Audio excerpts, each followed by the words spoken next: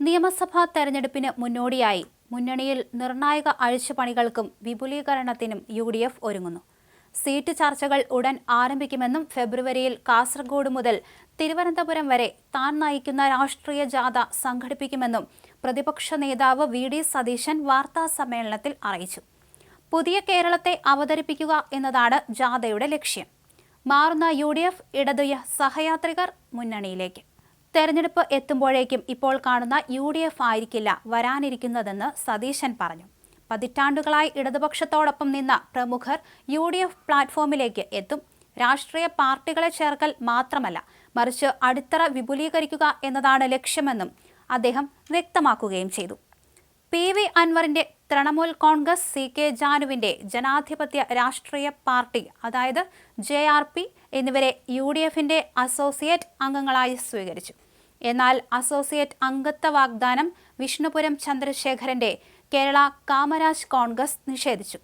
CK ജാനുവിന്റെ വരവും മുത്തങ്ങ സമരവും തമ്മിൽ ബന്ധമില്ലെന്നും അത് അക്കാലത്തെ പ്രത്യേക സാഹചര്യത്തിൽ സംഭവിച്ചു പോയതാണെന്നും അദ്ദേഹം കൂട്ടിച്ചേർത്തു.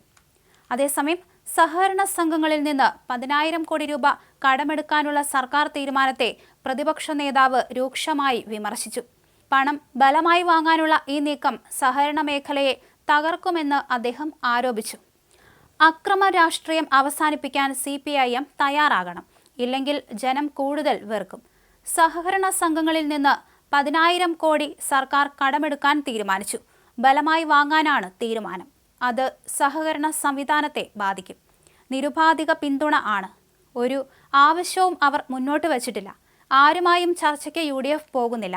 ഇങ്ങോട്ട് വന്നവരുമായിട്ടാണ് ചർച്ച. CPM ആയിട്ടോ BJP ആയിട്ടോ സഹകരിക്കേണ്ടതില്ല. എന്തിനു സഹകരിക്കണം?